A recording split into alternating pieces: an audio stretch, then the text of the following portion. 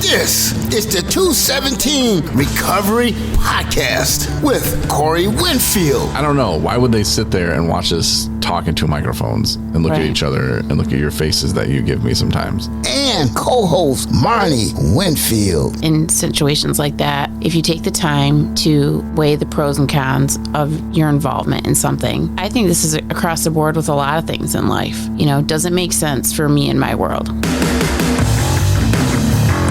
It is the 9th of September, 2023. My name's Corey Winfield. My name's Marney Winfield. Welcome to the 217 Recovery Podcast. And I was just thinking about this today. There's this guy who does a recovery podcast. I cannot remember the name of it, but they film it.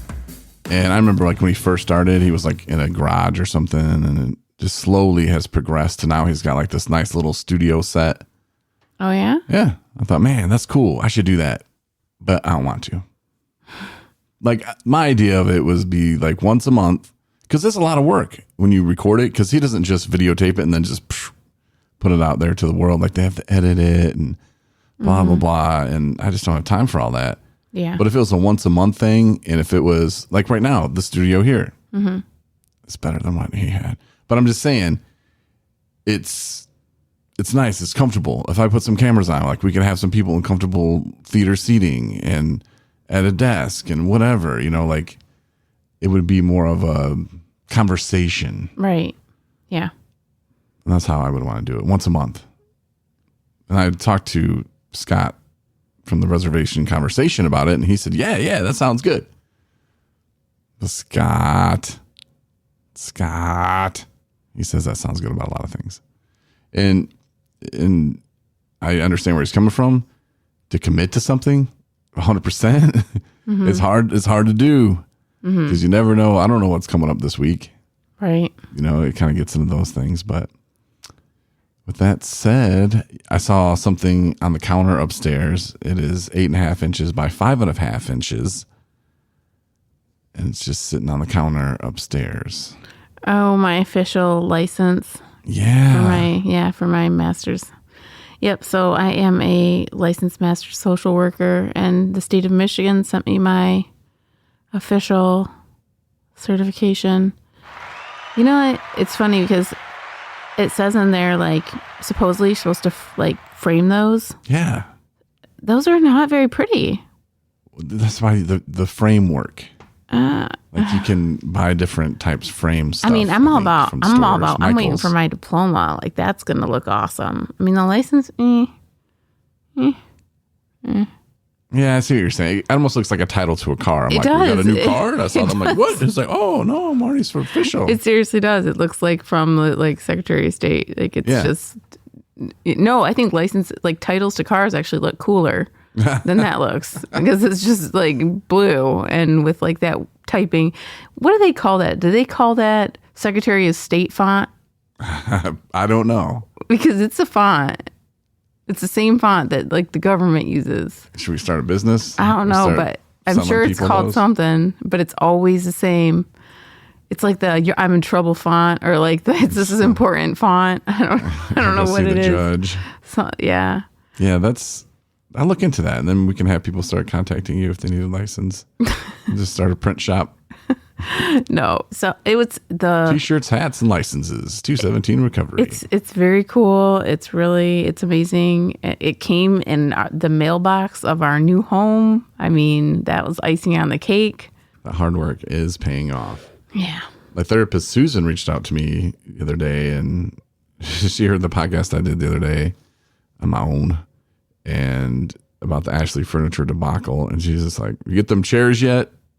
No, still haven't. Sent them a math problem, though. Like, solve them. Like, remember when we were in school and it's like you'd have to get to the end. There'd be two problem. What do they call them? Critical thinking or applied thinking? I don't know. Anyway. So I wrote that out in a response on Better Business Bureau to Ashley Furniture. And I did not see the receipt at the time. Because I was like, why don't you look and see the order number, man? Like, check my order. You can see that I ordered 2 sets. And they wrote back, no, we attached it, which I didn't see. I'm like, I'm sorry, I don't see it. And once I did see it, after I had sent my reply with a little problem or whatever, and the math's operation and whatever. Then I saw it and I was like, oh my God, they're so stupid. They even highlight it. And it says whatever kind of crap chair we bought, which actually they're pretty nice. And then it said 2 count. So if you bought one, it would be a 2 count. And it says quantity 2. And they're like, they highlight it. I'm like, what idiots? Is it a generational thing? Like, do I call there and say, hey, what year were you born? If they were born after 1998, I just say, can you give me somebody else, please? Can you give me like somebody who was born in like 81, maybe 82, 85, 90 even? I don't know. Honey, are they all in China? Like, what country are they from? Because the people that were responding were in Milwaukee. Which, I don't know. I'm a big fan of Wisconsin people anyway. Well, sometimes I have to listen to this podcast, I guess, and they're in recovery, then I'm a fan, but. Well, you just need to do what you can't let the little things like this absorb all that much energy. I mean, you've done everything you can do. You've made your case. You're in the right. They're not. Like, well, who do I track down from the company like that has a IQ over 80? I don't know. I don't know the answer to that. I don't know either, hon. But if you're losing sleep over it, any more sleep over it, then we're going to have to work on having you figure out a way to let go of that situation. I want my chairs. We paid for them. We might end up having to just... No, we're not buying other chairs. We will send that whole set back. Man. All right, to all of you listening, we're going to work on this situation, but or we just like, if they don't end up saying honoring it, then we just end up with only 2 chairs for like the rest of our lives with the table. Is that how? Smash, smash, smash. And just start over? Yeah. We smash them. We tell them that they were damaged and come get them when we order from Big Lots. I don't know. But anyway, I don't really want to. The point was Susan reached out to me the other day. There you go. And that was nice. Here we and are. she said congrats. And she's like, oh my gosh, you guys got a house. That's amazing. Yeah. And Susan, and it's funny because when I was at Sober Living in Boyne City, fresh out of treatment, one of the qualifications to be in Sober Living at Nathan's house was you had to get a therapist. You had to do all this extra stuff, you know, that you should be doing anyway. And since I was on Medicaid, it's like, okay, it's not out of my dime. I just got to go see this person. And so Susan remembers from the very start when I came in there, and when I was telling her, here's what I'm going to do, you know, like she has like witnessed the whole groundwork of it all. And then, you know, meeting you and talking about you and how I like you and this and that. And I'm afraid and I got no money and I got nothing to offer and like all that stuff like she has heard. So it's pretty cool that, you know, she's still around, and I need to see when she's going to start taking priority health, but I guess technically, I don't know. We'll see. But I do need to talk to my therapist because it's been a minute. Yeah.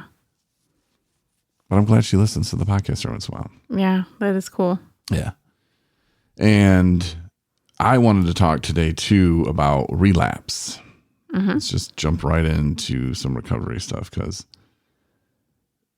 it seems I had many relapse around this type or time of year.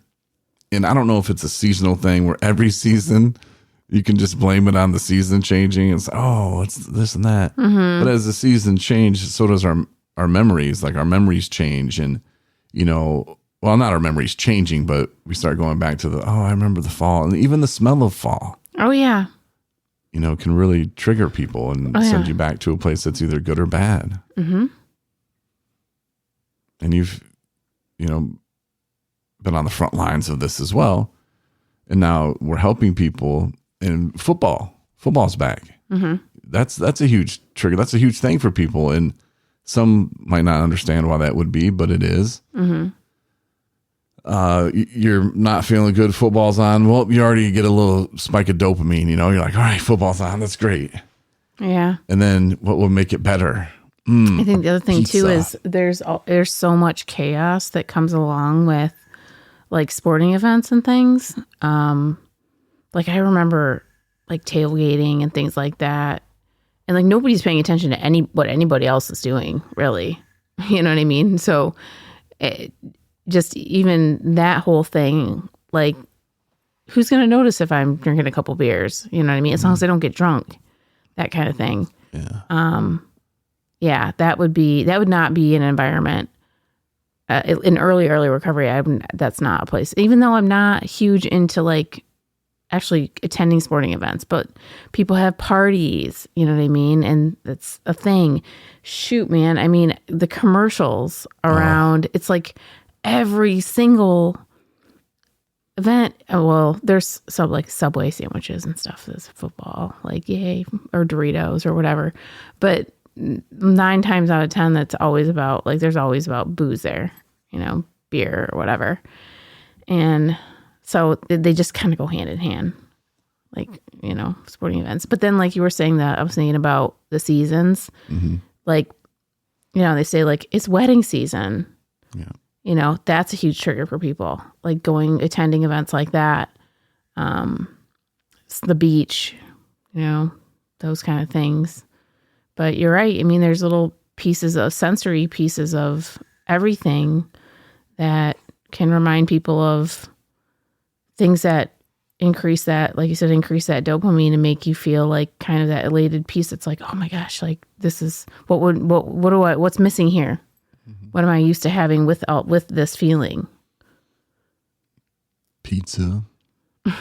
Some would say beer and pizza, but that's one of the things though. And the other night, the Lions were on. Congrats to them for their win. Congratulations, the Lions. Yes. That was a good job. And thank you last year for giving us tickets. I think that they might not have tickets to give this year because people actually bought tickets to go see them. At this point, I'm sure. But we still do appreciate going last year and taking a group of people in sober living. So thanks again to the Lions. And yeah, congrats on the win. But we had pizza. You know, that's something that, again, spike that dopamine a little bit. When we watch Survivor, we like to have popcorn. You know, you just add that little something to make it a little bit better. And maybe the Survivor's not even it. Maybe it's just I enjoy time with you, talking shit about people, eating popcorn.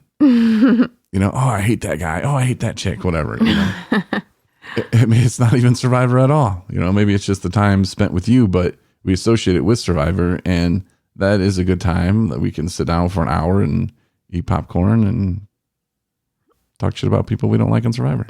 Yep. No, we're mostly like rooting for the people we do like. Yes, that's true. You know, we spend it like that, use our good energy, I think, for the most part. But the relapse thing is real. And if somebody does, you know, relapse, just remember relapse is a part of addiction. You know, that's part of it. And doesn't mean it's good, doesn't mean it's bad. What it means is, what are you going to do now? Exactly. You know, what is that person going to do? Are they going to keep going? Are they going to keep hiding it? And I was talking to a guy the other day at this treatment center I went to, and I was just talking to the group, and he said the same thing that I would say to myself before is, I'll just do it this weekend. And you pull it off. You get away with it. You feel like Houdini. You're like, man, see, I started drinking Friday night. I drank Saturday, and I was supposed to stop Saturday, but I didn't. That's how it usually went for me. But if you can pull it off for one weekend and then go the rest of the week and just like, man, my reward's at the end of the week. My reward's at the end of the week. You're probably not going to make it that next week. First of all, it'll be Thursday. Like if you're like, hey, I'll drink Friday and it'll be the same as last week. It's not going to work. You're going to get to Thursday and start thinking, well, and now there's football on. So, hey, yeah, I'll start early Thursday. Friday, you're probably going to call in and just drink all damn day. And it's going to keep going until Monday. And you're going to realize that you're right back in it. Yeah. And you had to call in again. And you're like, I didn't like that job anyway.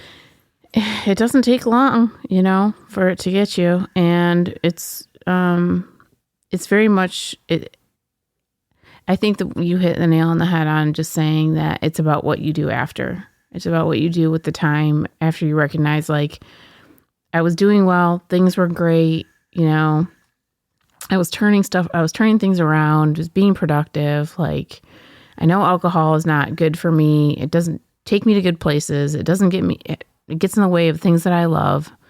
I'm better off without it, whatever it is. I mean, everybody's affected by it differently, drugs and alcohol, right?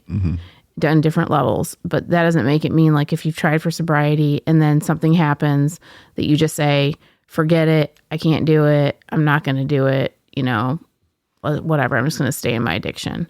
Because it's going to be a domino effect. Everything else is just going to start falling apart.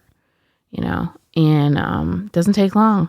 No. So like, and it's people, I think the question is everyone asks you like, what do I do now?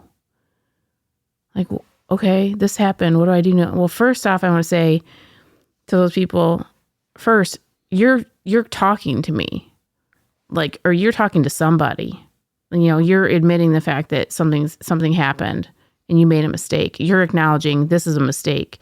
You're not sitting somewhere still, drinking.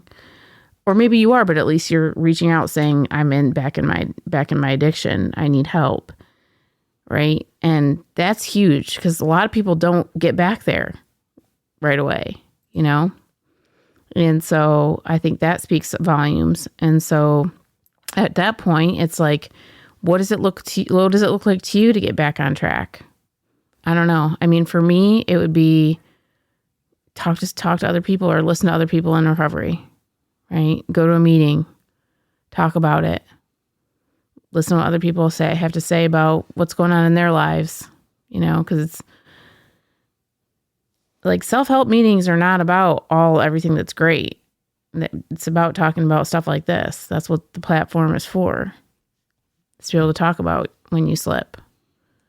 And hopefully the meeting you go to will be supportive of you and listen, and then maybe people will follow up after your share and talk about their experiences and how they got back on track. Mm-hmm. And then you can learn from that and feel supported, not feel like an outcast, like I feel shamed and I feel like all the work I did is gone. It's not gone. Otherwise, you wouldn't be having this conversation. If you have it in you enough to talk about the fact that you made a mistake and that you need to try to find your way back, that's growth right there. It's what you do with it at that point.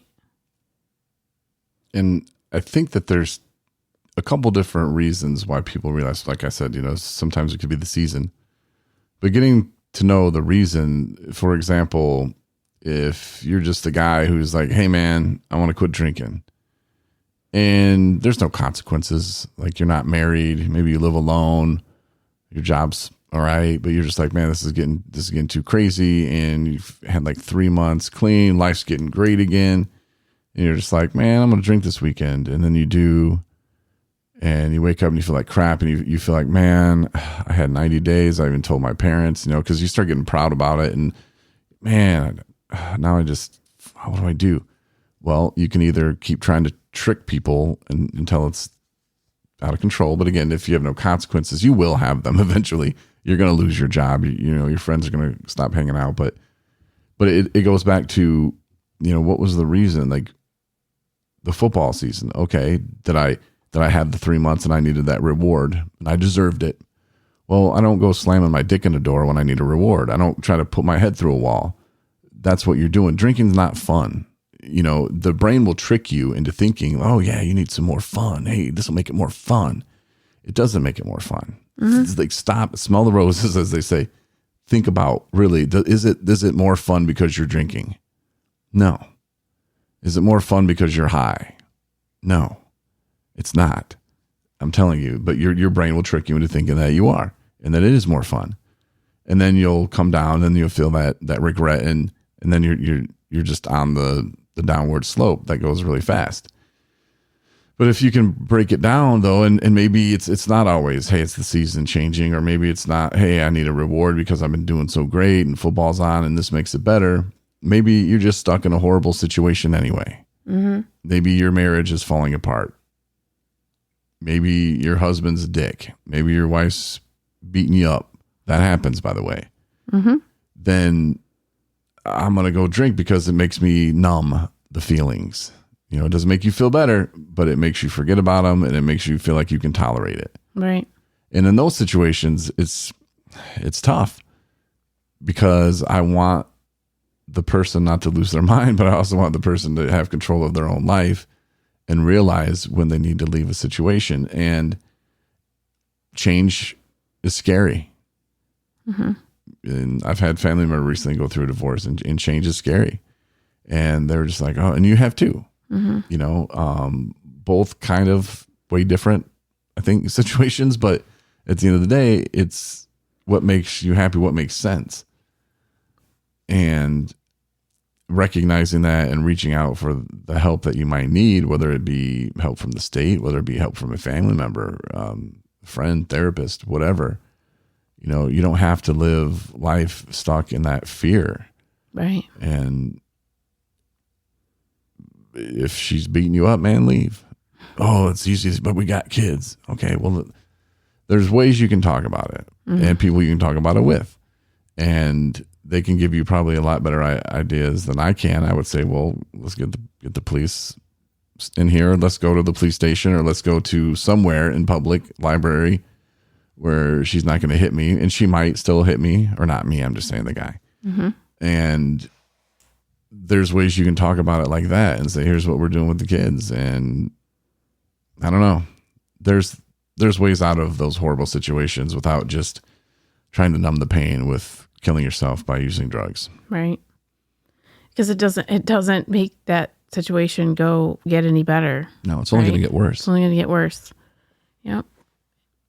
And I mean, the funny thing is, it's like, I remember so many times when I had a little bit of time under my belt, and I was like, I know I'm going to relapse. Like I had, we relapse even before we actually do it. Mm-hmm. And I almost was like inevitably, like almost got to the point where I was like telling myself, like, this is not going to end well.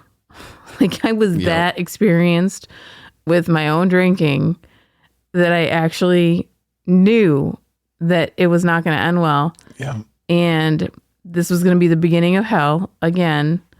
But it's because I had so much kind of dislike about where I was with me, like in my life and in myself and within me, that like kind of internal conflict, that I think that I felt like it didn't matter. That just speaks to the disease in general, and it really speaks to the root cause of alcoholism and drug use, right? Mm-hmm. It's a symptom of what's really happening with us. I mean, you could have 5 half gallons in front of me and be like, here's your opportunity. But if I have shit going on for me and I'm happy with me and I'm happy with where I'm at in my life and with my family and with my job and with my animals and with all the things that I have, they're free. It's there. There's nobody stopping me. Here, it's yours if you want it. I know where that's going to take me. And at this point in my life, I'm like, there is nothing that you could put in front of me for free or even pay me to pick up that alcohol, because I know it will take everything that I have away from me. But when you have nothing and you are empty inside, then there's nothing to lose. And that's when people don't feel like there's an answer. And they're like, well, how do I get to the point where I can feel like I have something to lose? You got to put the booze down. Mm-hmm. Because once you put the booze down for long enough and you stop using for long enough, you'll start gaining things. And I'm not talking about things like computers and cars. And I'm talking about self-love and self-respect and building relationships that are meaningful. And that's where you start feeling good about yourself enough that you can go and present yourself in front of somebody and ask for a good job and get it because you have a skill set that nobody else has. And you probably have had it this whole time, but you haven't been able to utilize it because you've been too drunk or high. Mm-hmm. And then things just start taking shape. And then when that half gallon sitting in front of you and there's nothing stopping you, you're going to be like, absolutely not, because I have too much going on for me. That's my take on the whole thing. Not that it makes it any easier, but you need to be careful of those vulnerable moments when you forget that piece. Mm-hmm. And that's what scares the crap out about me as a human being, as a person that's an alcoholic, hands down, right? I mean, yeah, I identify as a person in recovery because I feel like it's a more positive way to look at things. But I am, and if I pick up a drink, I will keep drinking. And once you take the drink, then you are powerless. But pretty much what you're describing is having power over your addiction. And the only way to get that is to, have other things in your life, and how do you get them? You work for them. Mm-hmm. Nothing happens overnight, and it takes a minute. Sometimes takes longer for other people, but You can have goals, you can have dreams. What do you want to do? What do you want to be? Where do you want to go? Write that stuff down. How are you going to get there? Write that right next to it, and then start. You're the only one holding yourself back. Well, I don't know. I can't do this. I can't do. Well, not if you have an attitude like that. Just because you don't know how to do it, especially with the internet and everything else, like you can figure some stuff out pretty quick. And if you're content with your job, if you're content with your situation, just the drinking needs to change. Well, what's causing that? Or the drug use even? What's making you do that? It's not fun, and it's not fun anymore, especially when it gets to the end of where you got to make a choice of live or die. It's not fun. Nobody's doing it because it's great. Right. That's, we're figuring out that problem and what that is, and what you're running from, what you're hiding, what you're masking.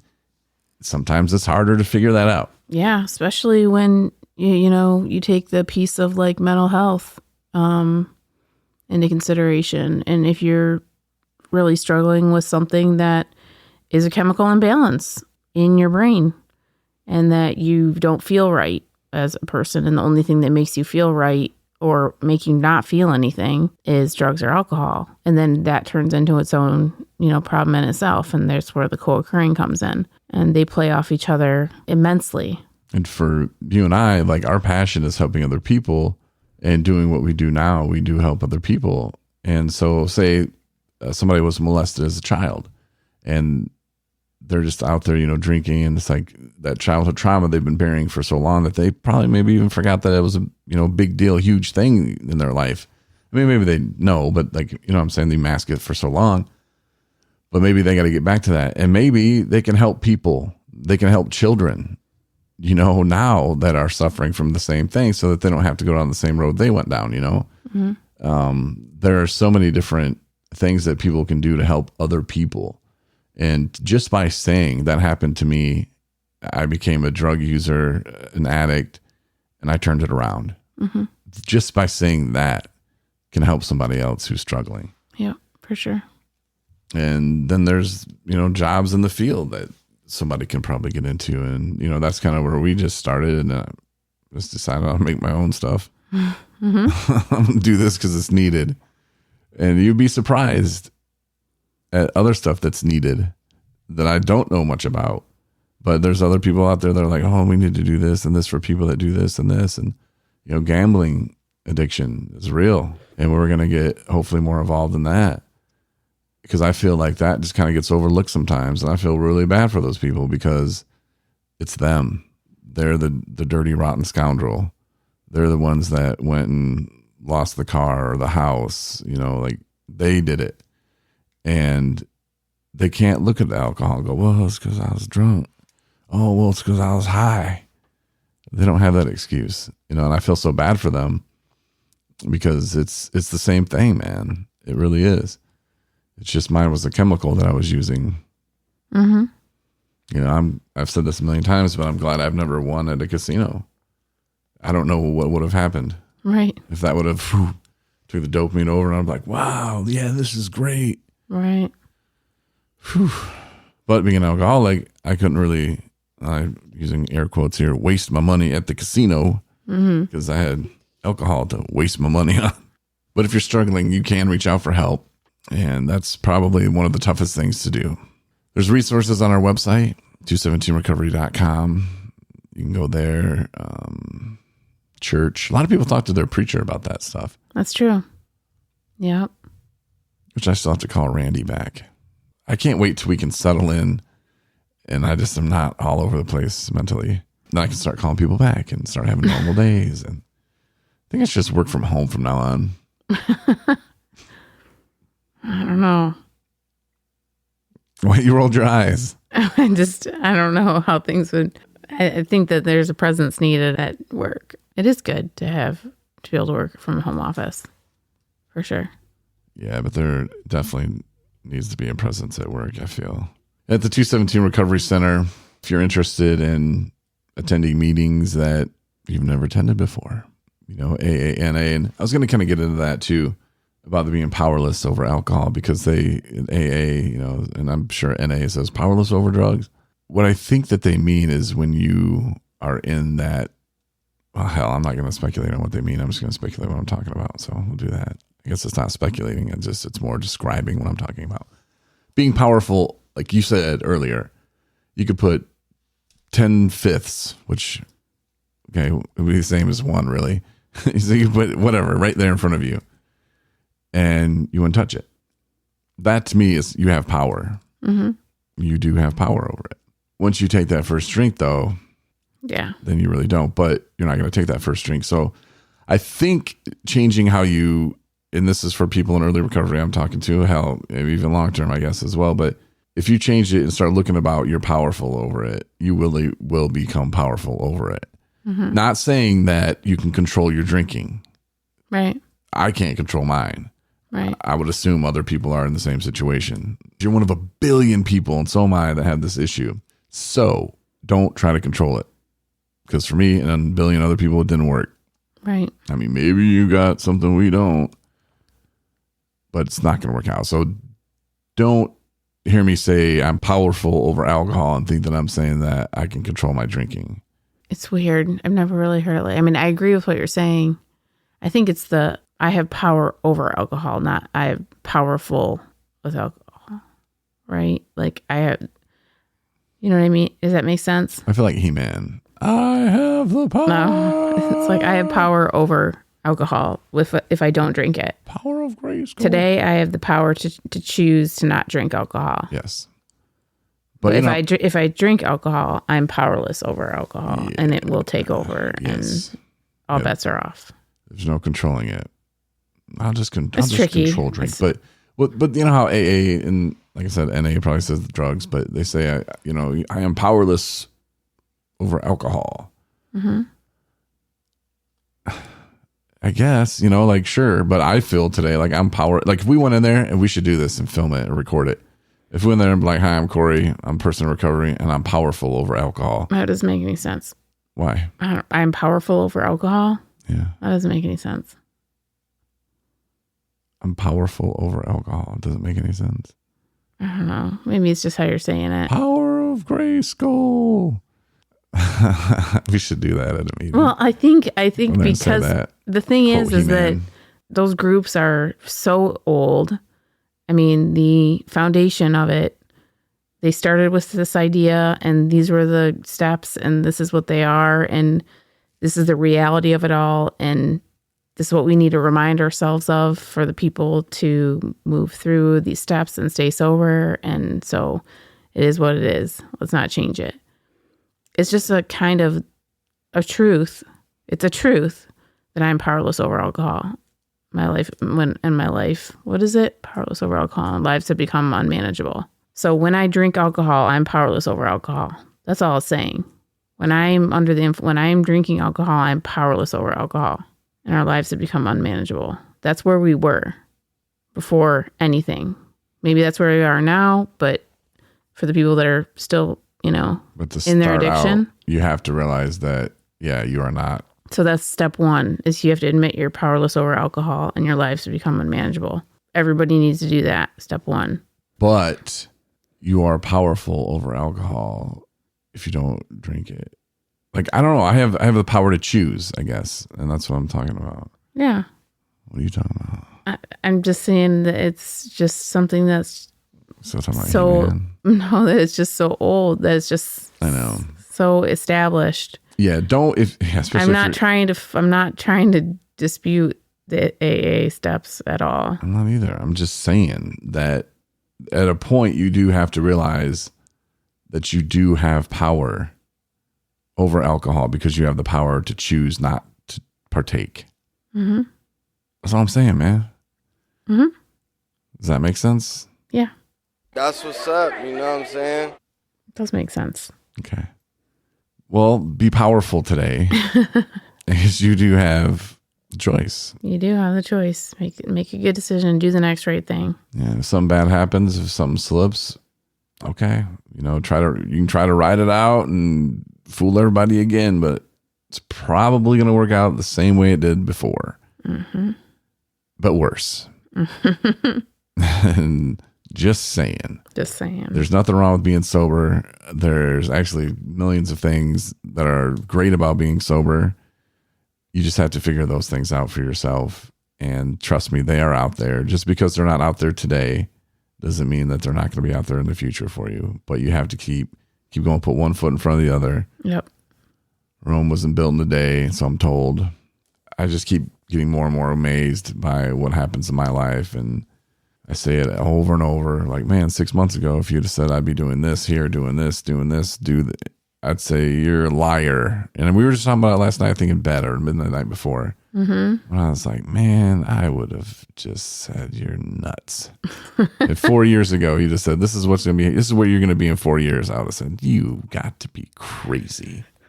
How's all that gonna happen? That's the power and the beauty of being in recovery, is these things that just keep coming and they keep coming, and you just keep, like you said earlier, doing the next right thing. And I like to do the next thing right as well. But, sometimes. Yeah. Most of the time, try at least. Football tomorrow. Yes, football tomorrow, fantasy football. Justin's beat my ass. I started the running back from the Lions. He did all right. I'm worried Mark Andrews isn't going to play. Mark Andrews might not play. I know. What's my worry? Should I be worried about that, or should I worry if they do have him play and then I don't find somebody else? Should we do a fantasy football show tomorrow? Maybe. We'll see. Do an early morning fantasy football show live from the new studio. Anyway, thanks for listening, though. A little bit of rambling, but hopefully there was some good stuff in there that someone could take away from about the recovery side of things and the addiction side of things. So thanks. Everybody. Have a good night. 217recovery.com for more info, and get the app stores. It's free. Thanks for listening to the 217 Recovery Podcast. Win a bunch of free shit from 217 Recovery. Go to the app or the website, 217recovery.com.